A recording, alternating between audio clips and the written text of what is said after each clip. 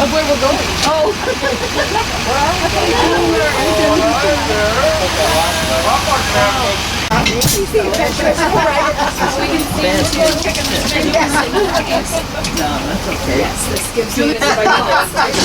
That's the reason for you to ask me that. That's funny. Much better. Welcome. First and foremost, this is a Christian facility. We pray before our meals. I don't know about breakfast. Yes, we do. It's not because I have cooked breakfast here. So, I am the kitchen manager. Miss Teresa is part of the kitchen staff as well. However, has been part of the clothing and food pantry part.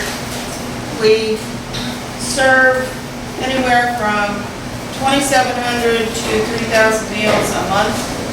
Some of that is seconds and thirds, depending on how good it is.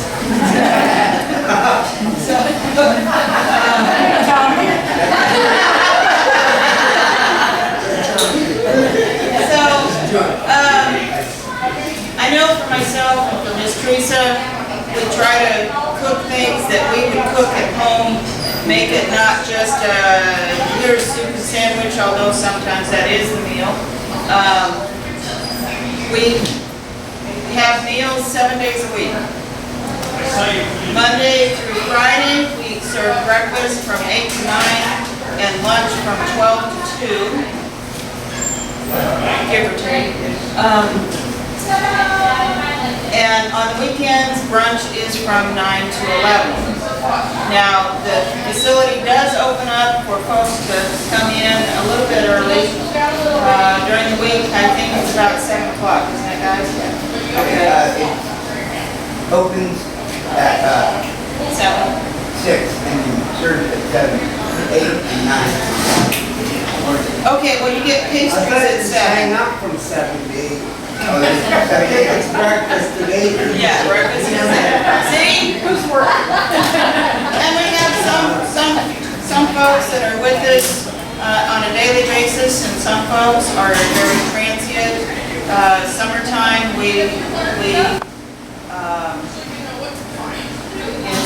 well, I think a little over 3,000 a month as far as plates go. On the weekends, it's church groups that serve us, and honestly, I haven't cooked too many times on the weekend, so I don't recall the plate numbers. Right now, we're averaging about 50 for lunch. The highest that I've ever had is 120 for lunch. And again, some of those are second and third helpings, but we still count that as a helping and count that as a plate. Some of the other things that go on here is we have a clothing pantry. That's where the clothes go that you come to donate, and the folks, it doesn't matter who you are. I even was able to get a shirt for my brother who just was released from prison. So, we don't have any prejudice as far as who is served within the pantries. We have a client pantry for food, and that is to help them with a meal in the evening. So, right now, the cupboard is a little bare, but not really, because we were just blessed with a donation from the Country Chicks that just had a concert at the fairgrounds. And what was it? 27 pounds of food, I think. Yeah. So we're still in the sorting process, and so those shelves will fill up again. And it's nice to be able to interact with the folks. Some of them I know their names, some of the folks I don't. The what? Oh, and yes, thank you.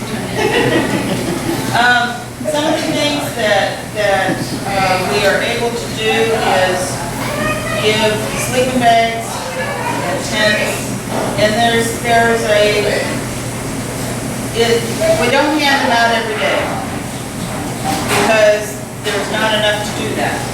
So we have to have a limit, and you might have a little more information on that. And this is Teresa. Hello, everybody. Thank you, The clothing bank is a huge help to our clients. Everything is donated, has a place to go. Maybe things are donated that aren't quite appropriate for our facility. So we donate clothing to ARC, which is an organization that helps the handicapped. And we have, if children's clothing comes in, then we sort that and we give that to First Christian Church. First Christian Church has a clothing bank on Saturdays for kids. If we get in professional clothing, we've been giving that to Susie's, who we're not going to be able to now because she's going to close. So we're going to have to find a new resource for professional clothing. But every piece of clothing that's donated is used by somebody, not us and some other organization that we can donate it to. If we get household items, and we really don't request household items, they go to the new thrift store that the Seventh-day Adventists have opened at Fairway Shopping Center. And speaking about blankets and sleeping bags, our clients can get one sleeping bag a year and one blanket a year. Sometimes things happen. Sometimes our clients get things ripped off, and we try to look at the situation, but most of the time it's just one a year because we get so few donated. We also get tents. If they're donated, then we hand those out also. Nothing goes, it just sits. We donate what you donate, so it goes everywhere. Oh, we have showers 5 days a week, Monday through Friday, from 8 to 11, and sorry. When I was doing showers, it was a little earlier. 9 to 11 is a good time. They can get one shower a week. And again, if there's a circumstance where they might need another one for another reason, then we allow that. Our food pantry, as CJ said, is not meant to feed you for a long time because you can come here every day for 2 hot meals a day, but you can get things to hold you over in the evening. So everything that's donated here goes back out into the community. And we truly appreciate everything that comes in. We try to make sure what they get is clean. If it needs laundered, we launder it. But it's kind of a slow process for us because we can't launder during showers because they'll get cold water. So if people donate clean clothing, we truly appreciate that. And so we really thank each and every one of you for coming and learning about our facility. Thank you.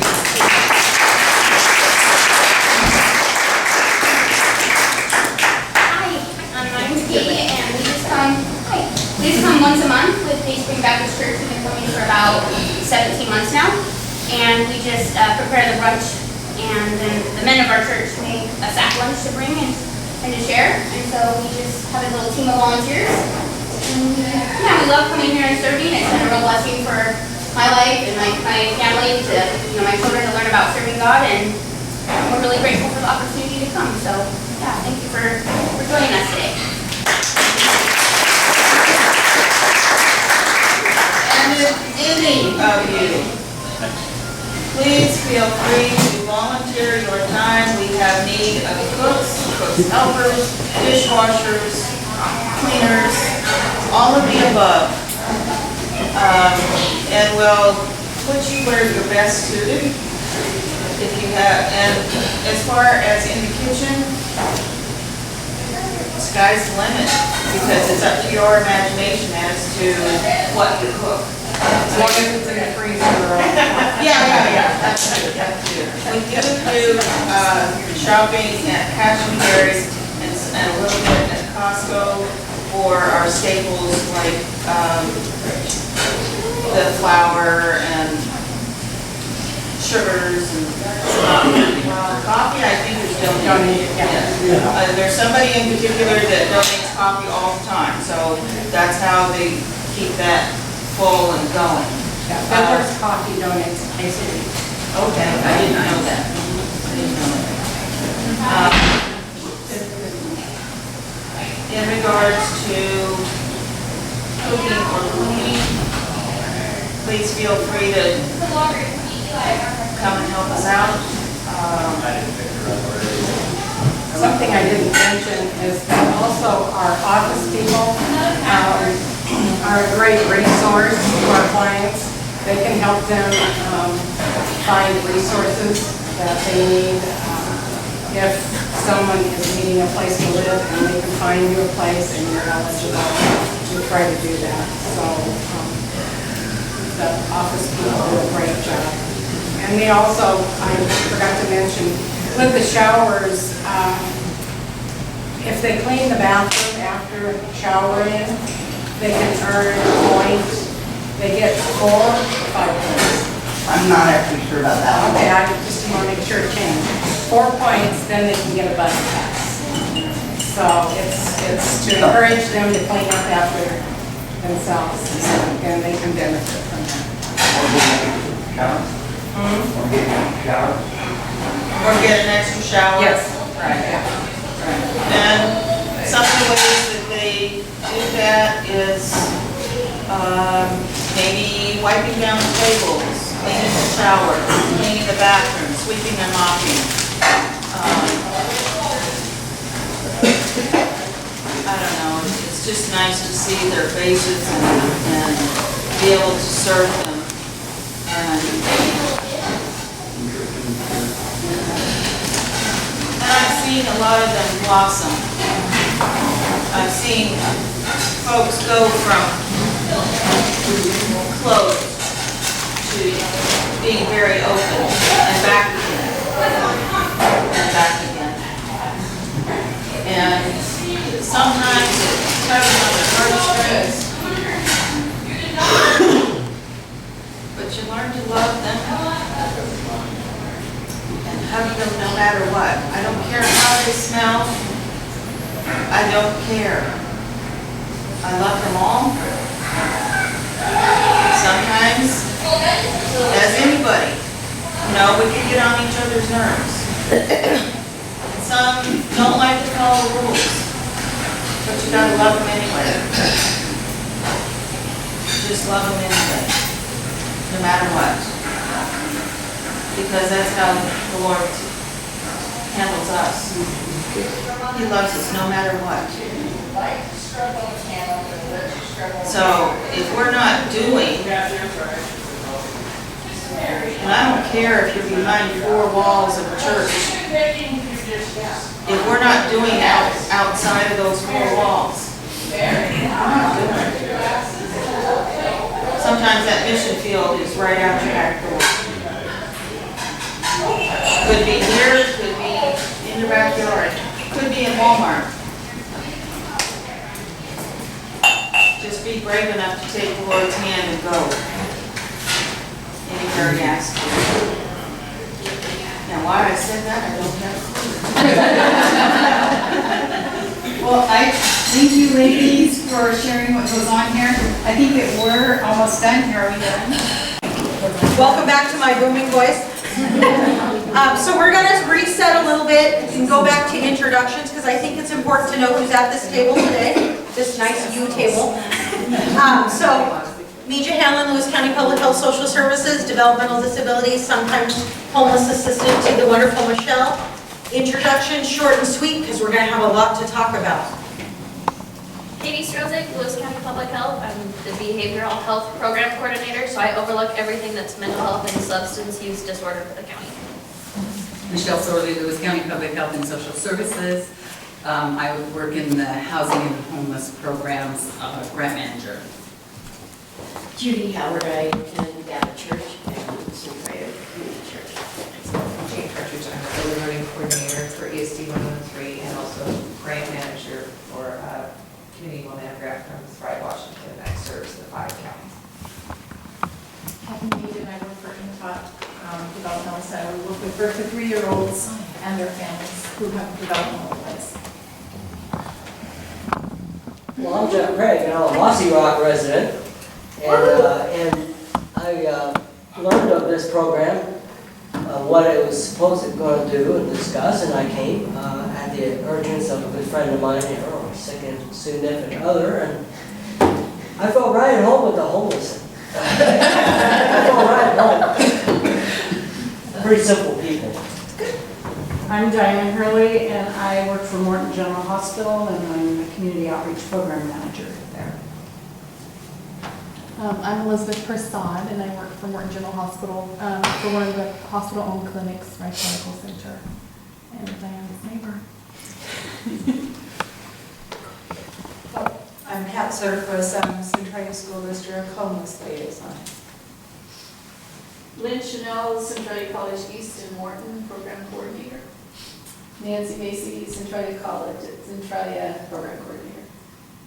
Carol Fisher, Centralia Shahara St. Vincent de Paul Society. Catherine Palmer, and with the Access to Baby and Child Dentistry program for Thurston and Lewis counties, and we're housed at Choice Regional Health Network, non-profit healthcare collaborative based in Olympia. Julie K. Rich, I go to Emmanuel Church, work with Kids Closet, and I'm just an interested community member. Donna Moyer from here at St. John's. Jean Fairgrieve from St. Timothy's, and I help Haley with the mobile ministry and also advocate for the low-income seniors at Chehalis Manor. I'm Haley Stockwell from St. Timothy Episcopal Church, and I head up the mobile ministry which serves the hungry and homeless every Saturday over in Centralia.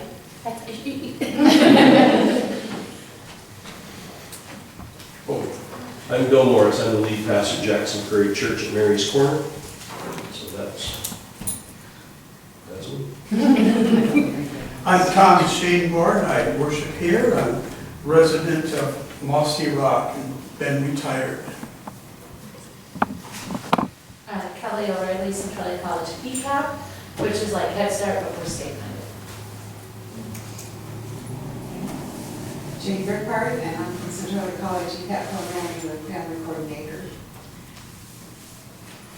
And I'm Annette Erickson, and I started out with the Onalaska Alliance representing them here, and now I'm part of Centralia College's new Parents as Teachers program.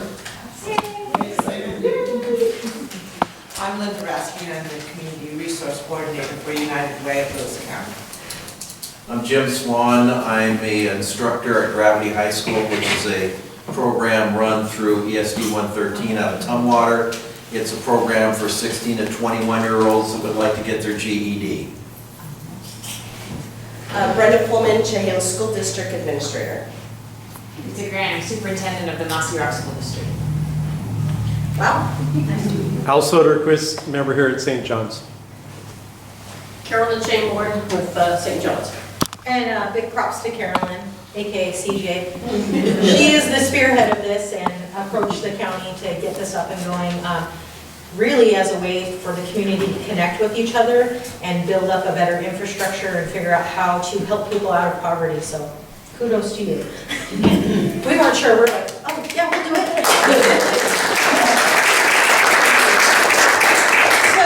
The barrier we experienced today, I know it was a little confusing. The bus driver apparently did not get the information from his supervisor, so he did some scrambling. He was very, very nice. That was great. What was not so great is if you figured the time we were there to where we were going, if you had driven, would have been a quarter of that time. But if that's your option, you have to kind of plan your schedule if possible. And the one thing I'd like to say is if you had taken your son or daughter to urgent care, or yourself or your significant other to urgent care, you don't know how long you're going to be there. So if your appointment actually took a little bit longer and you got done at, say, 9:40, you would have missed that bus and had to wait another hour to get back, or tried to figure out a different way to get over to where that potentially could have been your only meal for the day. So that scramble is something that in the mind of a person, they're trying to figure out all this stuff. So the thrive versus survive. People that thrive have the day-to-day pieces in place, and then they have a network of people they can call. So if that had happened to me, had to go to urgent care, my car broke down, my friend gave me a ride to urgent care, but she had to go to her job. Okay, I know somebody who works here and I can call them. I have a dependable network of people I can call. If you're new to the area or you don't have that dependable network, you've got a lot more in your brain going on, so the day-to-day things just become more and more complicated. So that's why we wanted you to experience that barrier, but we want to kind of hear from you guys, what did you think? I mean, the Mission is an amazing place, and when they were talking, I was like, okay, don't cry, don't cry, she's gonna hug everybody, don't cry. I mean, it was good for you guys to see that, but what did you think? You know, what were your impressions of the bus, and then having lunch, having brunch there? What repeatedly came to mind was don't take it personally. So what you said at the very beginning, and then experiencing it really resonated. I thought of the Dr. Seuss book, All the Places You Will Go. This is more like all the hoops you'll have to jump through to access these services, and how daunting that is. That's a lot. So the food was delicious. I love French toast, so I was kind of excited. I'm like, ooh, French toast. And then when the guy came in afterwards and he sat across from me, I was like, he likes French toast too. And it was nice because sometimes when we do things like this, Homeless Connect, which Michelle does 2 times a year, we notice people come and they'll volunteer and they're a little reticent to sit next to or to engage in the services that are being offered. I got my hair cut at the Summer Connect because the Centralia Beauty College students were all there lined up and not very many people were getting their hair cut. And I was like, you know what? I need a trim. I can do this. And then I thought, plus my hair is long enough, if it gets really messed up, they can cut it shorter. So Michelle's granddaughter and I actually, we got our haircut. I drew the lucky straw, mine wasn't too bad. She did get hers fixed later. Because they're kind of in training and they do more of the buzz cuts and shorter cuts. But you know, once we did that, we kind of noticed other people looking around. And the whole idea of the Homeless Connect is to connect, to discuss, to talk. It's not to throw things at people or here's this. It's, hi, how are you doing? You know, we saw people doing that today. How are you reconnecting with people they may have served or may have known and talking with them and listening? That's the whole idea. It's not about you and what I'm going to do for you. It's about what we are going to do for each other. That young man at the table, he was telling her all the information. Did you guys notice that? He's like, no, actually, it's this and this and this. So that was good. He's a valuable resource, and she knew that, so she, you know, sought information from him. And that's something we want you to kind of always remember. The bus, we got a little bit scared. We're riding in the van behind. We're like, people are getting on the bus. Hopefully somebody will get off if there needs to be space. But you kind of saw how those people were out there waiting for the bus. And I don't know if you've ever seen people on the side of the road before, but that's what they do. There's a few designated bus stops, but not a lot. If you're coming from the east end, that's scary to me, to be standing on the side of the highway, waiting for the bus to come, and it becomes even more scary when it's rainy, when the log trucks are going by, but you see people doing it. Slow down a little bit if you see them, because that's 90% of the time, that's the reason they're out there, is they're waiting for the bus to come and waving it down. Mossy Rock Community Center is a bus stop, and sometimes you'll see people out there. You know, it's a little bit of perspective, but it would be difficult for me to keep my job, even though I know what the hours are, and my supervisor's pretty flexible, but to say, can I come in, and I think I'd have to get there at 7:45, leave at about 4:30, and then it depends, the bus. If you have more riders, the timetable moves back. That's why it's a general timeline. So that's a huge barrier.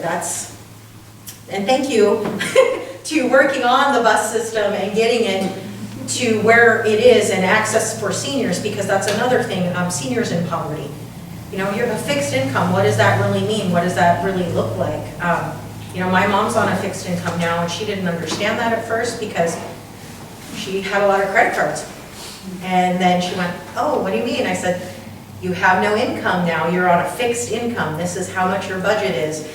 And she'd never had that before because my stepdad had always sort of done the budgeting for her. So now she's on a fixed income, and just like someone who might be receiving Social Security, they're on a fixed income. They might not necessarily have the math skills to understand what that means, and figuring in a bus pass at $38 to $40 a month, plus the other bus pass if you're coming in from Mossy Rock or from the East End, figuring that in and then trying to pay your bills, constantly things going on, something might get dropped, and that's hopefully what service agencies can do, is fill in that little gap. So you guys are gap fillers. So today, we were gonna have you do this first, but we got timeline got moved forward. We want you on the little sticky pieces of paper in front of you, in one sentence or just very few words, why you are here. And we're gonna actually take that information and kind of compile it all together and match it up with what you could do later. So like, why am I here? Okay, my boss said I had to be, but is that what I really want to put down? No, I could have told her, no, I don't want to be here. Why am I here? I care about my community. Why are you here? You know? Can you put our name or anything on it? Nope. Or just- We want you to be really honest. If somebody says, my boss made me.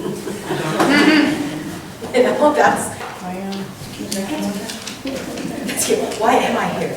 And we're not gonna talk about it today. We're gonna take it away, make a list, and talk about it at another time.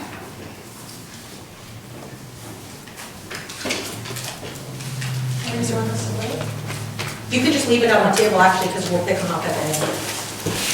You guys are all really quick. I like this.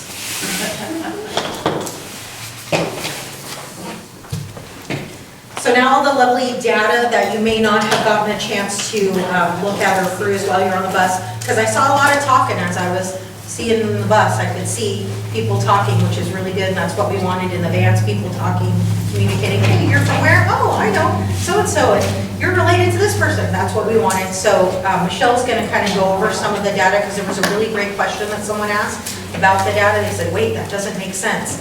And then she's gonna explain that, because it is a lot of numbers, and that data needs relevance for what we're talking about. So she's gonna go over some of the lovely handouts we gave you.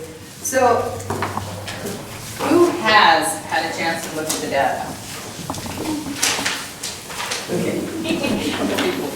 So, I wanted to talk a little bit about this out of reach, because I did have a good question came about the out of reach, which talks about the number of, the question was about the hours. So if you look at halfway down the back slide page, it says work hours a week at minimum wage to,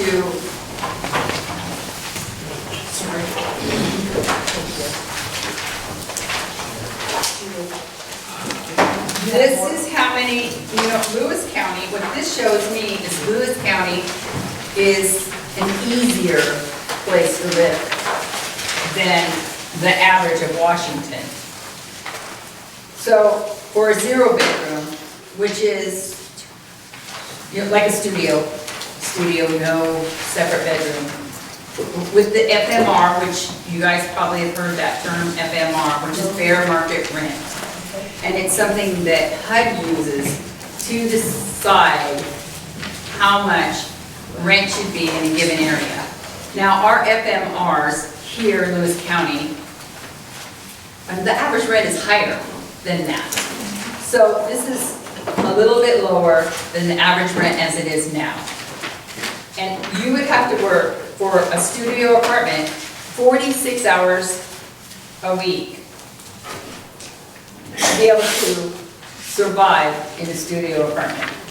If you have children and you're, say, a single mother with 3 kids that are, hopefully a couple of them get their own bedroom and you have a 3-bedroom, you would have to work 93 hours a week to be able to afford that house. So there's a lot of people who live in poverty in Lewis County. A lot of people who are working poor. A lot of people think of the poor and they think of homeless. You know, they think of the people who live under the bridge, or the person who needs a shower because they live under the bridge. They don't think about the person who needs a shower because they have a job, they have to go to their job, and they couldn't afford to pay their water bill, even though they're working 1, maybe 2 jobs. So the Alice report, which I think this is great, it's great data. And this is from United Way, and we can get it for any county. And it represents people who are working in jobs that don't always have enough to afford the basics. And the 78 or however many hours it is, that's to afford the basics, housing, food. And in the one on Out of Reach, it doesn't have the, some of the other things. It doesn't take into consideration childcare and a couple other things. So each data source, I always like to look and see what does it use? You know, because we get through, oh yeah, you have to work 87 hours, but then what can you afford? You can afford a house with the things that go with it. And Michelle, can you talk a little bit more about childcare and what kind of services are really available for childcare for people at the poverty or below the poverty line? We've had several requests just within the last couple of weeks of, we just plain need emergency childcare. we do need emergency childcare. In Lewis County, there aren't that many resources, and there have locally, at the state level, there has been some cuts for childcare funding. And that would be on, actually, this one, talks about how much, see this has the one where it's highlighted, cooperative assistance programs in the state. Oh, it doesn't even have it on here anymore. But one of the things on there was childcare. So DSHS will sometimes, if you have a family member or a friend who can go through a certain amount of training and fill out the paperwork, can be a paid provider for you if you're enrolled with the DSHS and the benefits program. However, what that person gets paid is not usually minimum wage, it's a fixed amount, and they have to meet all this criteria. So if you need emergency childcare, like you just found out you got a job and you needed to start right away, that process takes a long time. And so a lot of times, that's where people miss out on those opportunities.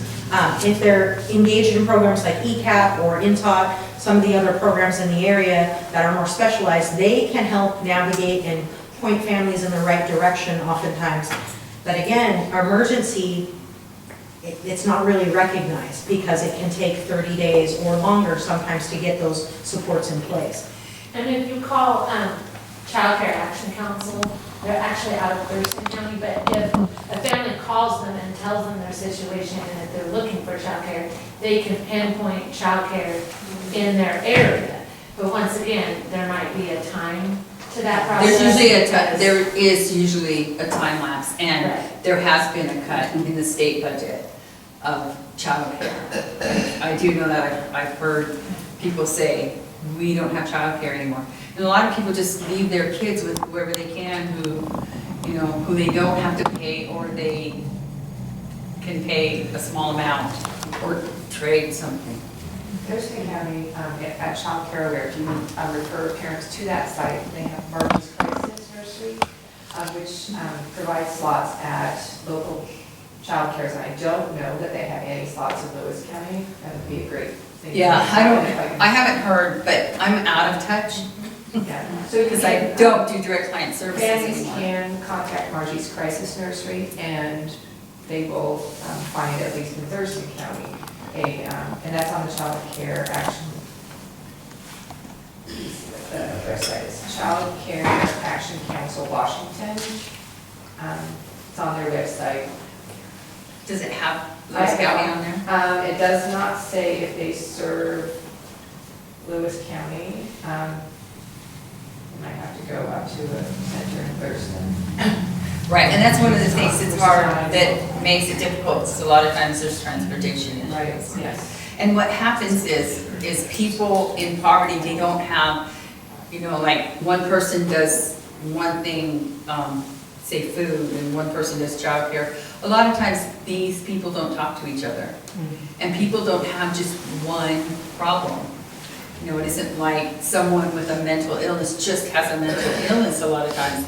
They also have housing issues and transportation issues and a lot of issues. So that's why it's important to work with the whole person and to work with each other. You know, people, because I've noticed there's a lot of different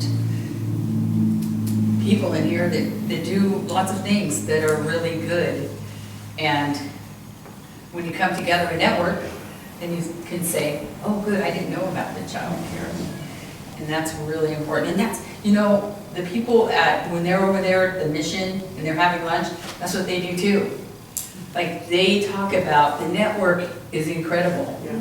They talk about, if you said, I'm giving away whatever it is. Yeah, I'm giving away tents today. They would all know if you just told one person. And that's what happens, you know, that's what happens when Community Action opens.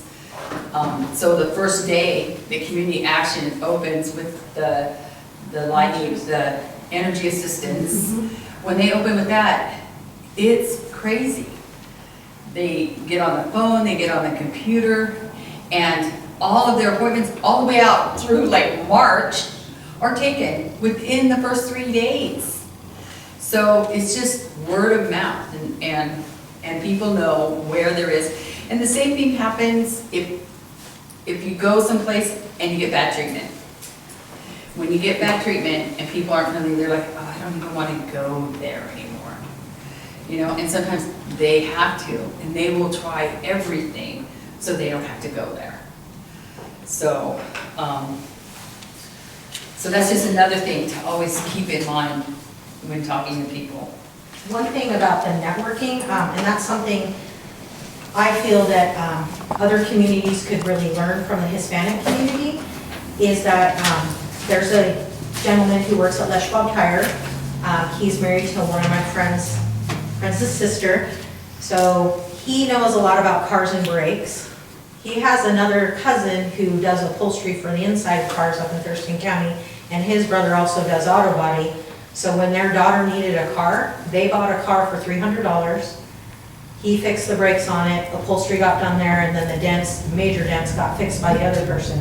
Because that networking is really what makes things happen. And then the farmer's market, who's been to the Chehalis Farmer's Market, it's great. And WIC now has a program where they give vouchers at the farmer's market.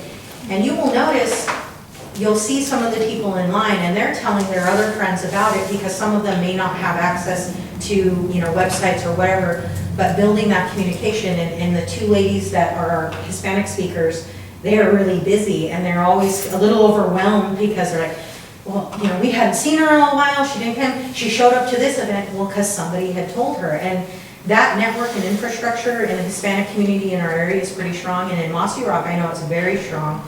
And they don't want to replicate services, so if they know, you know, Juan over there does this and somebody does this, okay, if he's only going to do that on Tuesday, but he can do it on Thursday, they don't bother saying, can you do it on Thursday also? They say, we know you do it only on Tuesday, he does it on Thursday. They figure that out, which is something the county needs to do, organizations need to do, because if every church is serving meals at different times, and this is what we run into at the county is, well, they're doing this, but we're doing this, and we're doing, great, you're all doing something, but if we could make that network a little bit more flexible and more people could get served instead of replicating, and then funds could go to the right place.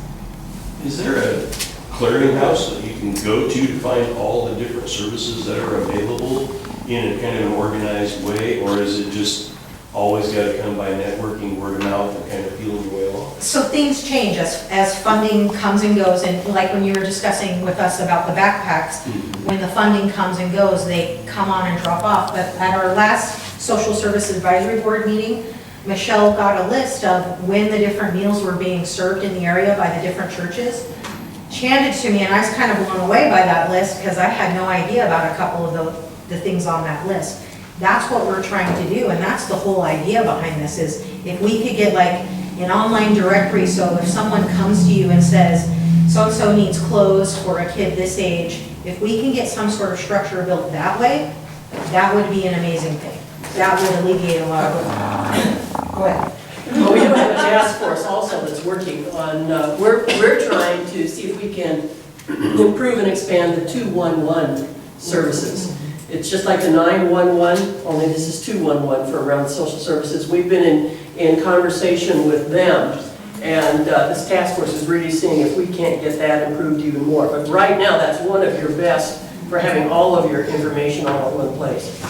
Because how much time would it save instead of, I don't know why my phone number at the county gets called, but for some reason, I answer the phone, Lewis County Public Health Social Services, this is Mija, and then it's, well, my food stamps got cut off, and the person will start just kind of going, I'm like, well, this is the county, and my position is actually developmental disabilities and, a little bit of housing. I think you need the CSO office. Then I give them that number, and the comment I hear always is, well, when I looked it up, it gave this number. And I know you guys experienced that, so 211 would be a fabulous thing because you could then, either let me call it for you, or you could have called it and updated your information. But as was pointed out to us, the information is only as good as what is put in there. So if, say, the funding ends for one program and that doesn't exist anymore, if a family goes on a Thursday night to Mossy Rock Community Center where there used to be the Thursday night meal or something and that isn't happening, they're gonna go there once, then they're gonna tell everybody, oh, Mossy Rock, don't do this, don't do that. We don't want that to happen. So if this does get up and going, which it would be amazing to have that, that's what we wanna do. And by the way, Katie, I don't know, may I have permission to let them know that Yes. we're going to rely heavily on Katie to help with that whole coordination around the 211. So, I don't know if you have business cards, Katie, but make sure everybody has one so they know how to get a hold of it. So it's the website is win211.org? Yes. Okay, so that's a good website to write down. Also, a great resource, so they will be tracking the data, the calls that come in. So as people are calling to see what resources are available, we will have all this information on what are the needs of the community, what, they can get ages, who's asking, by zip code, where are the requests coming from. And I know that there's a lot of things out there that everybody doesn't know. For instance, I happen to know that at your church, on Mondays, there's a food bank. But a lot of people don't know that. And that's another thing that would be nice to be, the information would be nice to have. And the only way people can know that is if someone calls and tells them. I know that there is, DSHS puts out a resource list, and we give that away often. But it has a lot of national numbers, and some of the information is a little off. We have a couple books around, but as soon as they're published, they're obsolete. That's right. And what happens is a lot of people will need something, especially people in situational poverty. They've lost their job. They have been out of work for just a little while, a couple months, or that 6 weeks they're away for unemployment, which is only a small amount compared to what they made. And they have never ever maneuvered this system. Those people, I believe really in mentors. I think mentors are very, very important. And those people who are in that situational poverty, the ideal thing would be go down there and meet that kid in the mission and say, hey, how do I get through this system? I know that doesn't happen, but people don't know how to maneuver that system. And just like the people who rode the bus who've never ridden the bus before. Something could happen and you might have to ride the bus. And then if you didn't do it in a group, you wouldn't know what to do. So and this might be a good time to plug in, what our dream is, through this whole project, what we're moving towards is a navigator system, getting a formal navigator system here in Lewis County. We would like to get a minimum of 50 volunteer navigators trained through Donna Beagle's program, where we would actually be able to get all the volunteers then to come in and help people through these systems. We feel it's pretty critical. And that actual training, we'll start kind of recruiting for that towards the middle of 2017. So the more you can keep your eye open for people who would be good navigators in certain areas, you really want to grab a hold of them and get them involved in this system. By the way, Pat, I think that's just what you do naturally, is the whole navigator system. So if you want to see what a navigator does, just talk to Pat. And I get paid from Michelle, I just want to know. The county grant, she funds me, so I appreciate that. One of the things that needs to be done, and I haven't had a chance to do it yet, we need to, okay, in 1 week, when I was riding the bus, just my own time I spent on the bus, there were 3 homeless families using the bus as their first introduction to Lewis County. And so they asked the driver, well, where is there a place where we can stay? And the drivers don't really know, that's not part of their job. But what needs to be done, there needs to be a very simple, basic service pamphlet, I guess you might call it, written in English, Spanish, and also in symbols for people who don't read very well in either language. And it needs to address the problem of finding someplace to live, finding food, and finding clothing, and the very basic things. And then given to Twin Transit so they can have it available on the bus, because the drivers don't always have time to talk to people. That's a good thing. We're gonna go here and then here. I just wanted to make sure navigators, what you're talking about is community health workers, right? That help people go get Helpers, community to helpers, to not see. necessarily health workers, but community helpers. Okay. Yeah, Not navigators they're all like that. It would be a volunteer kind of situation. So what she's saying is there are people called navigators who work with the health system. So one of the things that Donna Beagle does is train navigators, and they're community navigators. And it might be something to think about, name them something different than what the health and navigators, so people aren't confused. Unfortunately, navigator is an excellent term. It was just hijacked. Yeah, you guys hijacked it. Yeah. So because right now the navigators are those folks that actually help people figure out what kind of health plans, health insurances they qualify for, and then, but the community health worker, I think, is the same as what you're talking about as the community helper, in social services. Right. This estate has a free program for that too. So this is a little bit different than that. This community navigator, the idea of it is a lot of times organizations, if I go and apply for Social Security disability, I'm given an 800 number, and then I call that 800 number, I can't wait on the line, my phone does not have that many minutes, I figure out where the office is, I go, they say, okay, you can do a paper application. I have a 2nd grade reading level. We don't have a lot of agencies in the area that have a person that can help navigate that paperwork, because that's a chunk of time.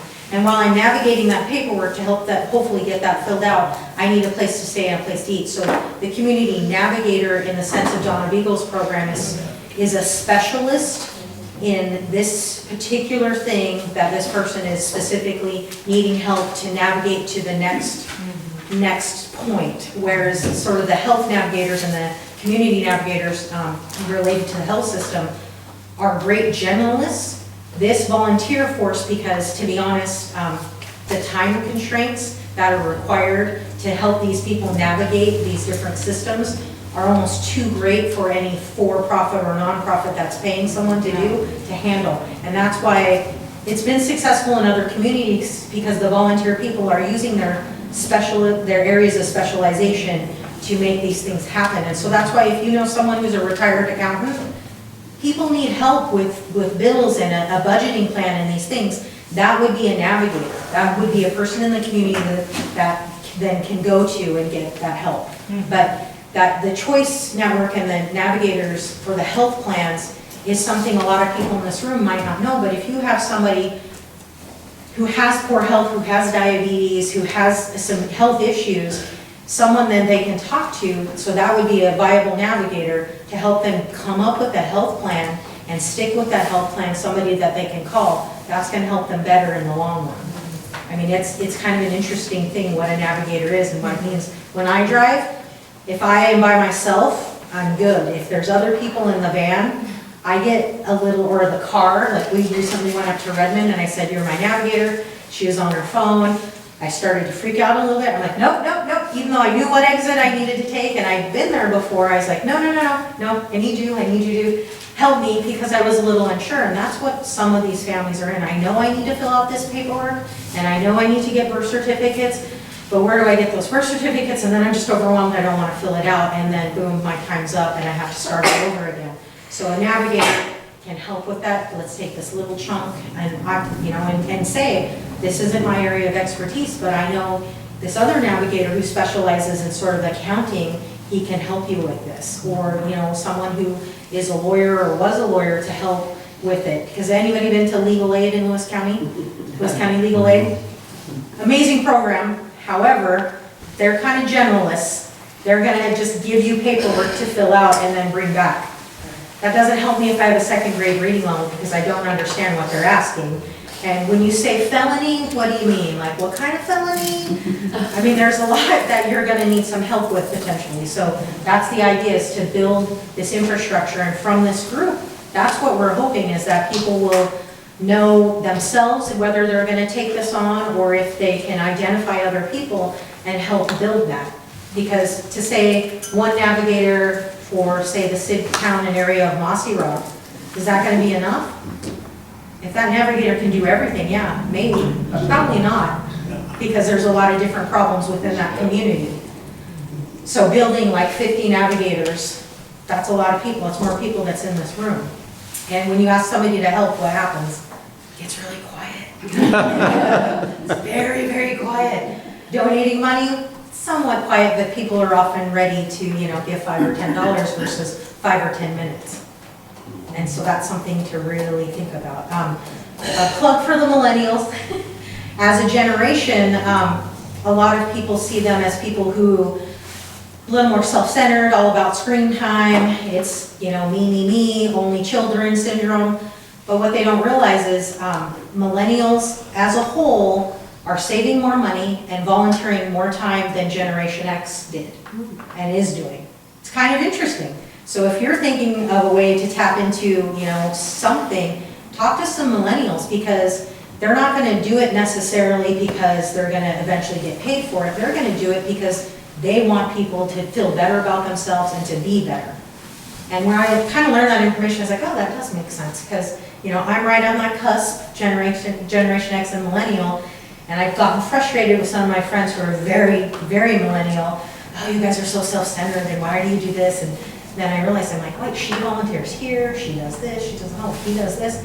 What am I doing? Oh, shoot, I only do Special Olympics, dang it. But that's, tapping into these, grandkids or kids or neighbors that that have shown a passion for something. That's how we're gonna make this happen, because we have a lot of retired people that are doing amazing things in our county, like really amazing things. I don't know if you've seen all the beanies there's a lady who knits all the beanies and gives them to the WIC office. I mean, it's amazing. She does that. But when she's gone, who's gonna follow in that place? So we need to kind of build that. There was a question over here. Well, it wasn't really a question, it's just that I've seen a resource directory that's put out. I'm not sure who puts it out, but it's a Lewis County Resource Directory. It's Larry.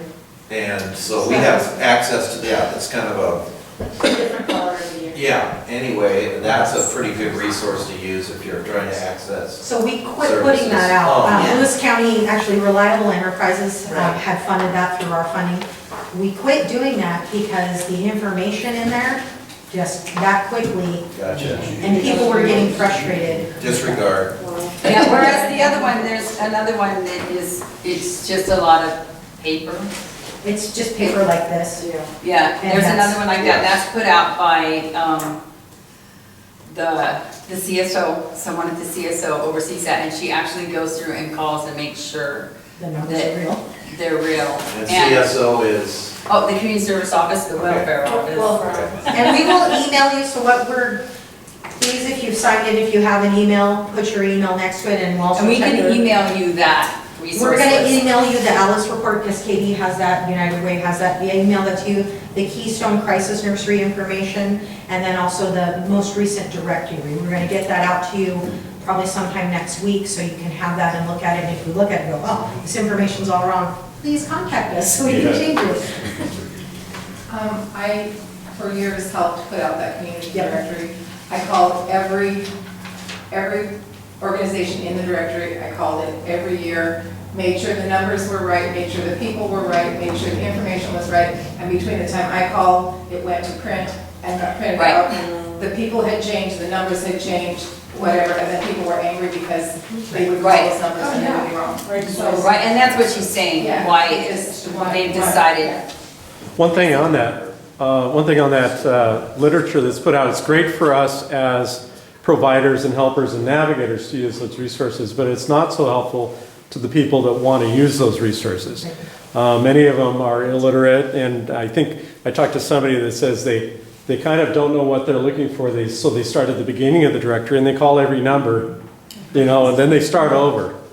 And it taxes the system is what it is. I was talking to somebody at Green Hill, and he said, well, if you want to get information out to the kids of people at Green Hill, then you don't print it. You put it on DVD or something digital that they can listen to or see, because they're going to watch or listen to that quicker than they're going to go to a directory or look it up in a book or something. It's going to be easier. I mean, that brings it right back to the hope of 211. Because that's pretty easy. And in a digital world where people are accessing information, there's free Wi-Fi hotspots. There's a young man who is currently homeless who can tell you where every free Wi-Fi hotspot is in Centralia and Chehalis. There's another person who can tell you where every free cup of coffee is in the city of Chehalis. So, that's a informal community navigator, but having it accessible in as many different formats as possible is expensive, and it's also time consuming for us, one singular agency to do. So if we can pull that together and get it to a 211 system, that would be very helpful for us. So would it have a dispatch in Lewis County then? I believe it'd be based in Thurston. It's Thurston. It's based out of United Way of Pierce County. So it is also a United Way program. And, but it does service Lewis. And they do have folks there that are Lewis accountable. They service this area. That's what I was saying, that we want Katie to kind of become our central person to always be working with 211.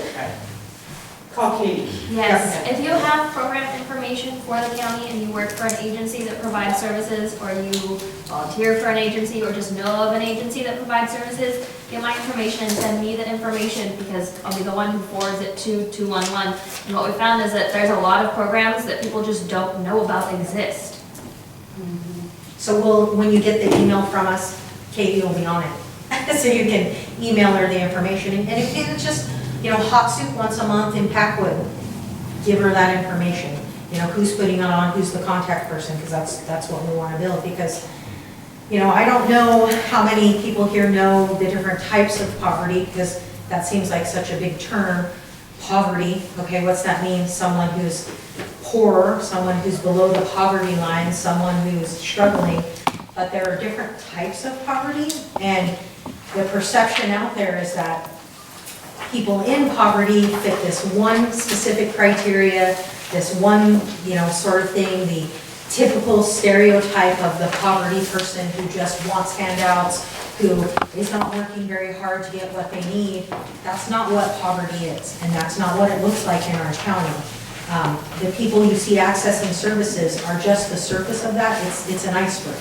there's a little teeny tiny tip that sticks out, and that squeaky wheel that everybody kind of hears, but behind that squeaky wheel is a whole axle, a whole carriage on top of it of people who are not sure and are really struggling to just barely stay above water, and that's, I mean, Michelle's got a lot more information about that.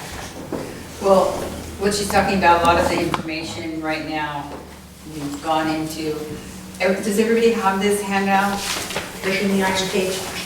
It's the glossy. Did you get this one? Somebody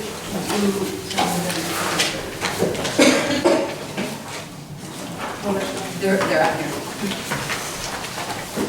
I think somebody, they did it. Did anybody else not get one?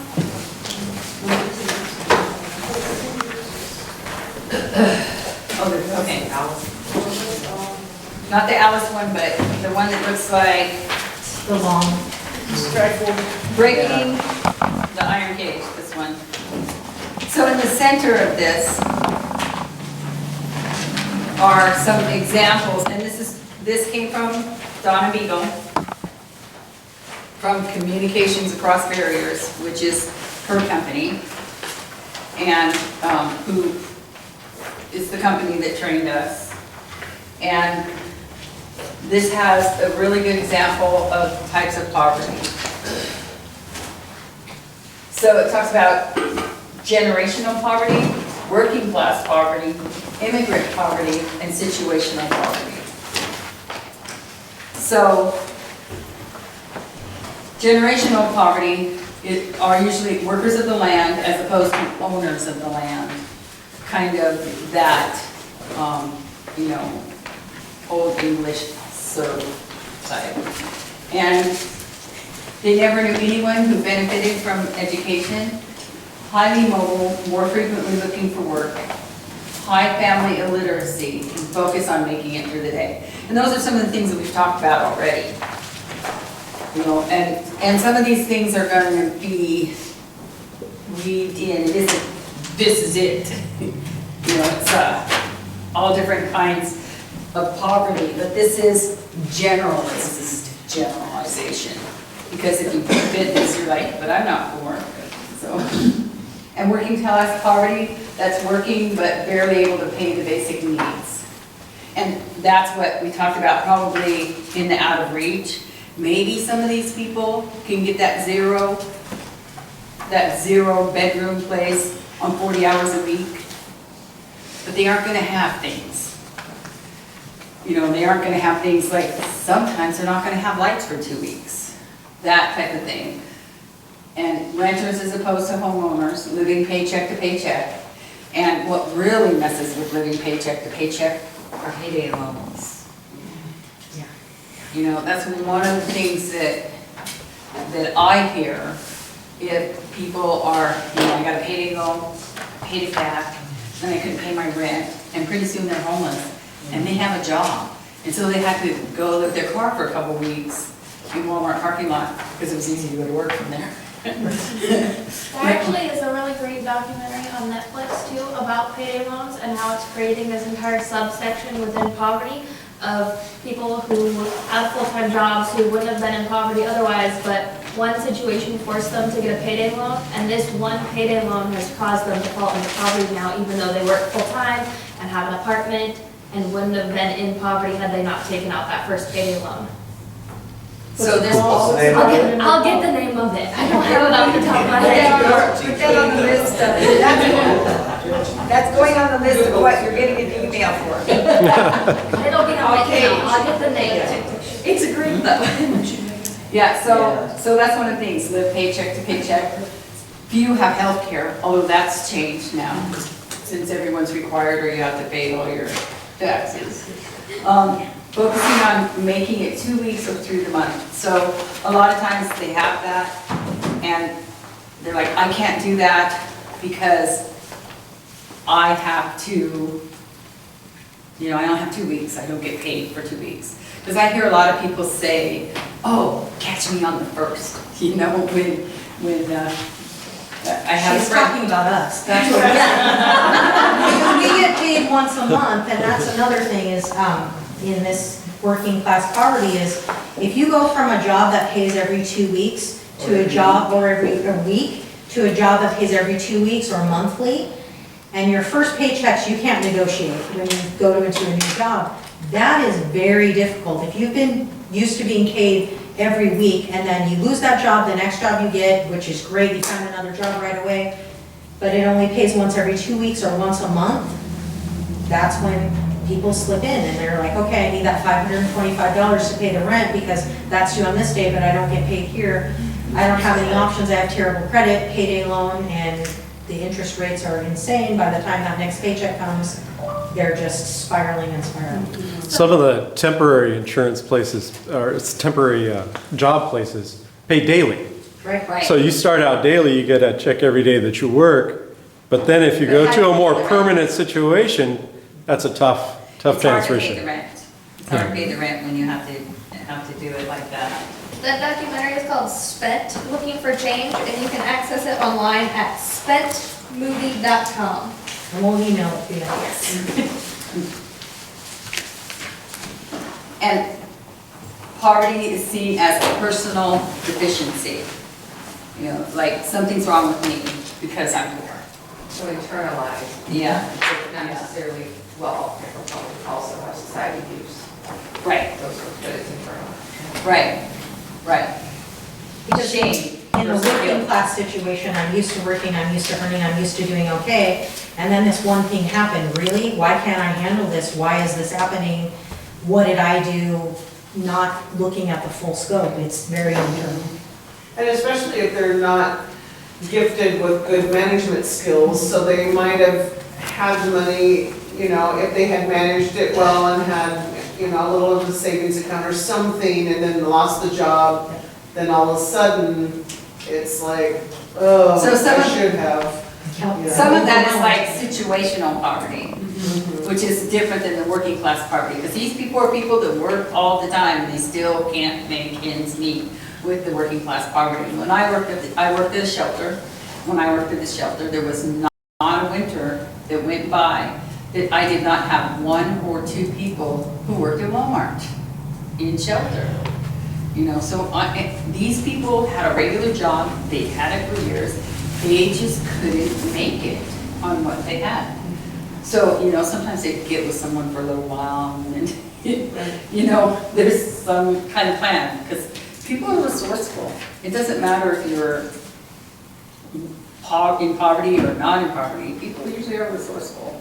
So situational poverty is you grow up in a stable environment with basic needs met and more. You attend school regularly, have health care, family vacations, etc., surrounded by educated people with living wage jobs.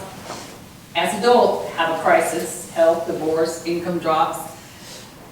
Generally able to make it back to middle class, has not internalized poverty or as personal deficiency. Like, you know, even though there's a lot of people that even though who are up here in the working class, who even though they really, maybe they're middle class, even then they grew up in poverty, they're like, oh, I'm not good enough to be middle class, you know, but these people make it back and does not recognize advantages of growing up in middle class. And they can still, even though they are in a situational poverty situation, they don't see themselves as poor or in poverty. So they're still judgmental, oh, she has food stamps. You know, when I was a young mother, I got food stamps, and my husband worked. He was in the Air Force, and he was not the lowest rank. He was, whatever it is, an EEP or whatever that is. You know, he had a good, I guess a good job. And we still qualified for food stamps. When we went to shop on base, there were a lot of people there who had food stamps. So, you know, it isn't something, even people who, that sounds like a good, respectable career. And it still isn't enough to make ends meet. And then there's immigrant poverty.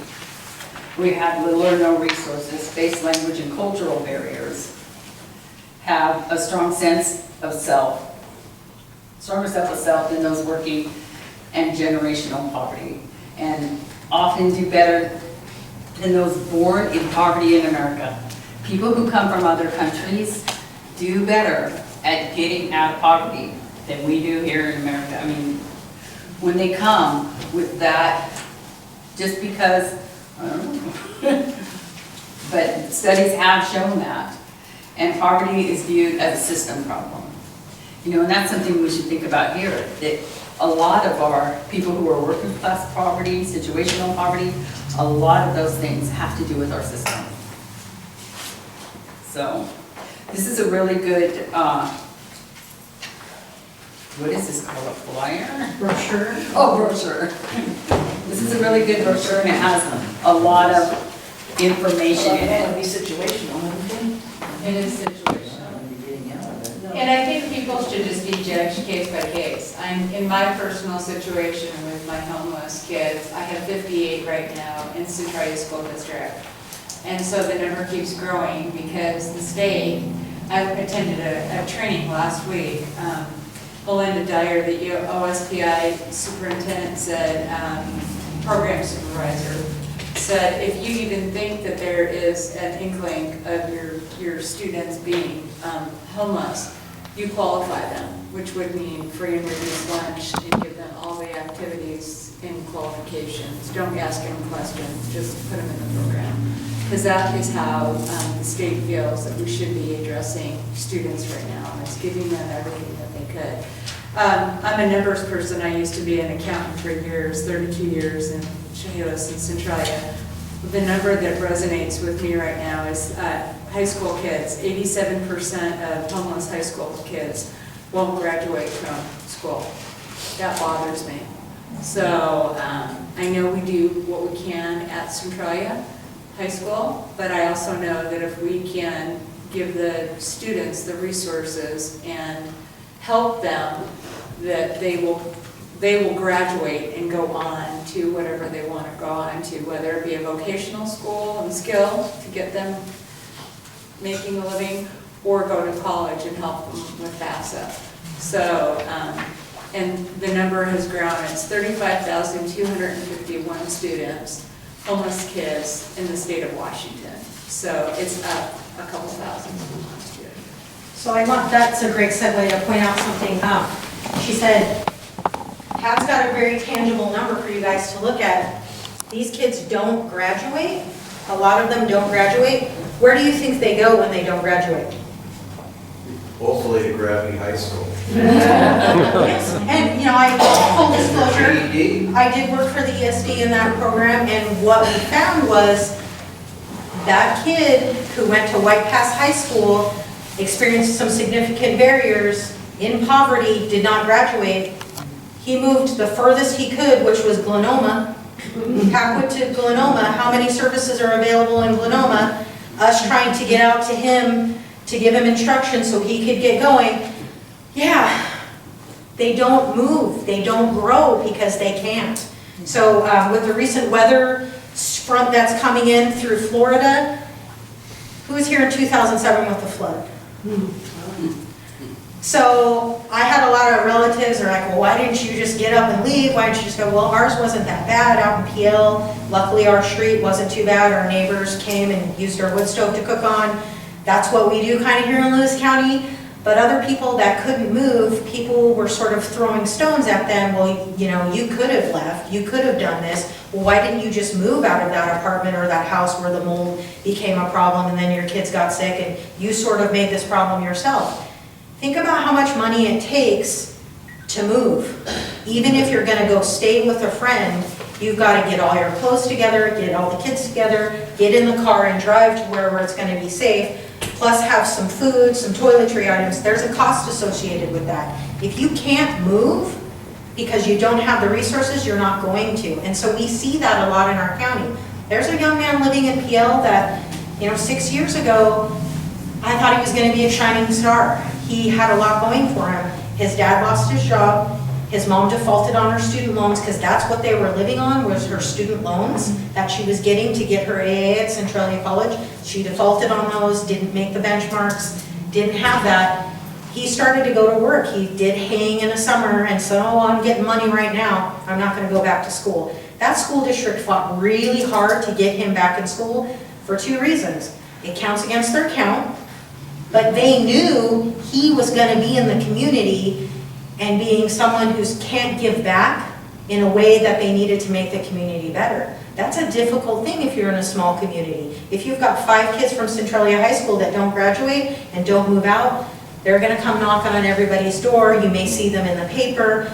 That's not what we want. And it is situational, generational, and immigrant poverty. Sometimes it's combined. You can be more than one category. I mean, and people kind of, oh, that's kind of interesting. You can be in more than one category, or have gotten out of one category, moved to a different category, and then things go good for a while, and you're, yes, what does the American dream mean to everybody in this room? It's different for every single person. In our county, when we've asked kids, you know, what's your dream? What's the American dream? Oh, maybe owning a house, and then they jokingly make that statement, white picket fence. What does a white picket fence mean? That means owning something. If you go into a larger city, kids don't say, you know, I want to own a house. They're like, I just want an apartment of my own or a room of my own. So it depends on where they are, but it's the same thing, something of their own. Ask kids what they want to, do you want to learn how to drive? Yeah, but driver's ed's really expensive. Does anybody know how much driver's ed costs right now? Yeah, that's just for the driver's ed part. What about having insurance for that high school kid who might not have the best grades? That's expensive, so it doesn't happen. So we have a lot of younger people in our area who don't have driver's licenses, who aren't able to do that. Then they become 20, sometimes 16, 17, start having their own kids. They don't have a driver's license, but somebody lets them borrow their car because they got to go to this appointment. They get pulled over. This is what we're talking about. It can seem overwhelming, but it starts at a very base level, which is, hey, mom and dad, did you need some help? Hey, grandma and grandpa that they were living with, did you need some help? And a community navigator can help do that. Your churches, your organizations can help doing that. But understanding the different types of poverty, because you have to address it in a different way. I come from generational poverty. My grandma, super poor. She married my grandpa. Yay, everything's rainbows and unicorns. No, military, moved around a lot. Every time you started in a new place, starting again. My mom got out of there as soon as she could by hooking up with a nice man, my dad, who was also hooking up with other people, just to be blunt. It was not ideal, and so she learned what she could. She did what she could to survive. School was not important to her at that time. She knew she wanted to go to school, but she couldn't. She had to work. She had to figure it out. So for me, school not super important because I don't see the rewards. My network around me, my bubble of people, how many people did I know that were going to college after high school? Not many. Because our families, you know, their moms and dads didn't go, their grandparents who, you know, that's who most of the kids I knew in high school lived with was grandparents. They didn't go to college. They were working 2 or 3 jobs, and that's what you did. So as soon as some of my friends found jobs, that was it, they were out. And that pattern was repeating itself again and again. It takes mentors and people to come in and talk to them. As a transition person in the high schools, I would go in and say, hi, I'm Mija. I want to tell you about your first job that you're going to get fired from. All the kids are like, what? You do. That's what first jobs are. It's sort of a learning place. It's something you do. But they didn't understand, like, I'm preparing for something I may fail at. Yes, but you keep going after that failure. And kids aren't seeing that. Families aren't seeing that because they don't have a mentor, someone, you know, Michelle is, while doesn't provide direct services, she does know how to navigate systems and knows how to kind of cut through the BS and say, well, you're probably not going to do this. You're just giving me the talk time so you can get a voucher. That's what case managers do. That's what people have to know how to do because our time needs to be sort of focused on those who are going to move with us and do, you can only do as much as the person's willing to do. I can work really hard 40 hours a week on one person, but if they're not working for themselves, where are they going to go? Nowhere. So that's where if I can't do it, I need to ask, okay, Pat, she's going to call them at 7 in the morning, make sure that kid gets to school. Lynn's gonna help me navigate a bus and figure out the school schedule that's gonna work for a kid who hated school, but now we're telling him he has to try a certificate program. Ugh. But she's gonna be honest about it. That's what we need. We need more of that structure. It would be awesome if the people that got the training, the volunteers, to be those navigators, if they were trained in motivational interviewing. That is, so motivational interviewing, for those of you who don't know what that is, it is probably the most amazing thing you can experience.